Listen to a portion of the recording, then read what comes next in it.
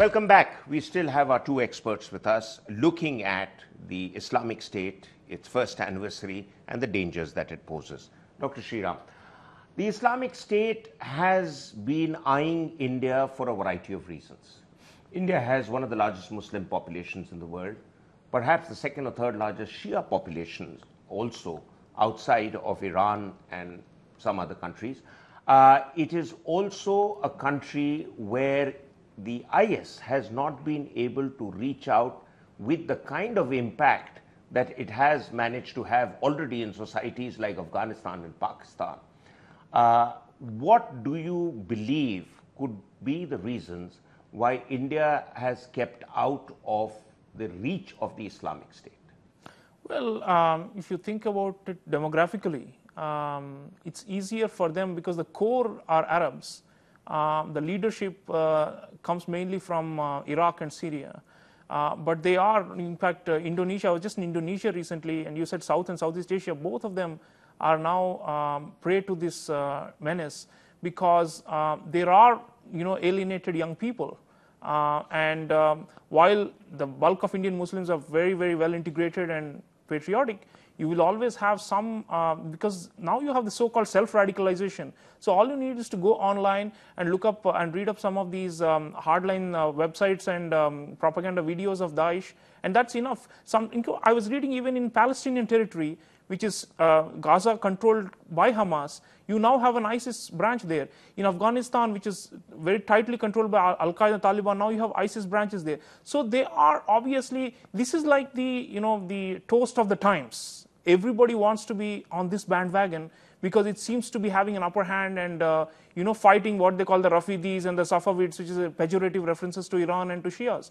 So in many ways, the sectarian sentiment is being exploited. And you're very right to say, Maruf, that within India also, we must watch out for the security of Shia places of worship and Shia communities, which are minorities, but which could be attacked because this is how the virus spreads, by saying that these are not true Muslims and we need to wipe them out. Pakistan has a long history of anti-Shia violence already, some of which was promoted by the state. So our region, and even in Southeast Asia, there is this sectarian schism, and ISIS really thrives on this. ISIS also, of course, goes after minorities like Yazidis and Christians and Coptics. So it's really a challenge for multi-ethnic societies that have got minority groups to how to preserve them, how to create harmony and unity. Already it is breaking down in many parts because of the ISIS thrust.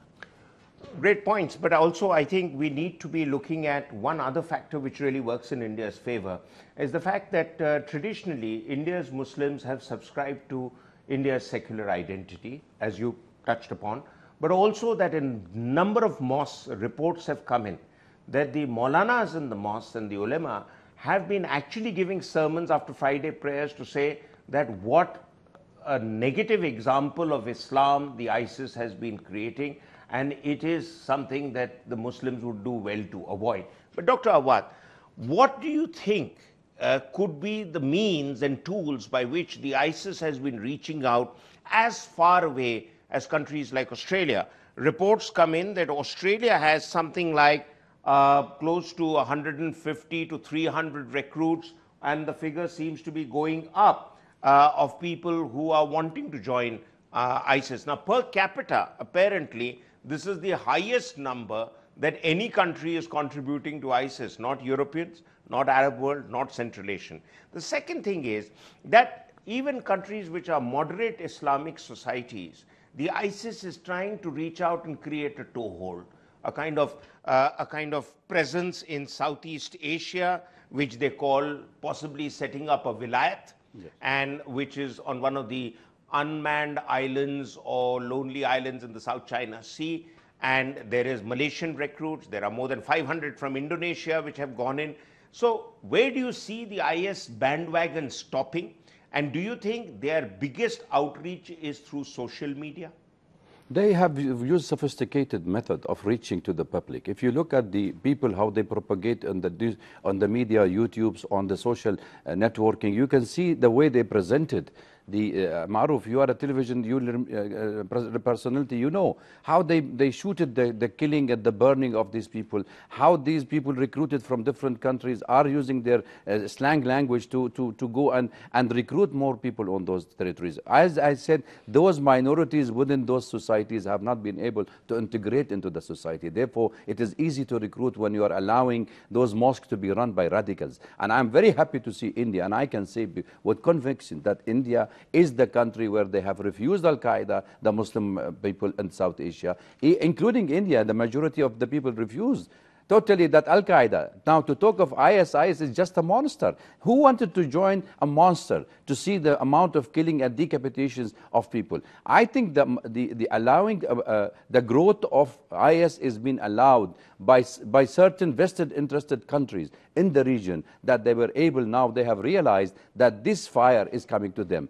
IS is not targeting Southeast Asia. Southeast Asia is a pocket, or South Asia or anywhere in the world, there are pockets to create radicals, so local government will deal with them. The main issue for IS is Jordan and Turkey and also Saudi Arabia. They cannot survive in Syria because of the multicultural. They cannot survive in Iraq because of the multicultural. It is the culmination of the American occupation of Iraq in 2003 and the culmination of occupation and the removal of Gaddafi in Libya have led to the creation of this organization. So to give it the tag of a sectarian violence is just to please those who wanted to see Sunni Shia on the issues. The main issue here is this is a creations of the CIA, of the Mossad, of the Saudis, the Qataris, the Turkey. These are the axes now. Even the regional players are feeling the heat. Now they realize that it is the Kurdistan, in the bigger Kurdistan, greater Kurdistan in Turkey and Syria and Iran and Iraq is to be created. It is the Saudis which feeling the heat now on this. So everybody there is a regional also realignment to make sure that those intelligence cannot take advantage of the local recruitments. Dr. Sriram, last question. President Obama said that the ISIS is a cancer and therefore it should be prevented from expanding. I think the first sensible step in that direction should be to try and ensure that countries that surround the ISIS empire as of now, such as Jordan, as Dr. Awad has brought out, should be provided extra military and political diplomatic protection. And likewise, other countries where the threat is expected, there has to be a bigger effort to do that, because Singapore's leader has said that this could be a problem that could be around for 50 years. What's your view? We need to create a global movement to counter this, and I don't think the Americans can do it, because in a way they are also compromised, and the problem is that they are allied with some of these hardline Sunni monarchies in the region which are not averse to ISIS expansion. That's the bottom line, because they think ISIS is ultimately going to counter Iran. It's a bit like in the 1930s, a lot of the Western European countries were saying, let fascism grow because it is going to counter the Soviet Union.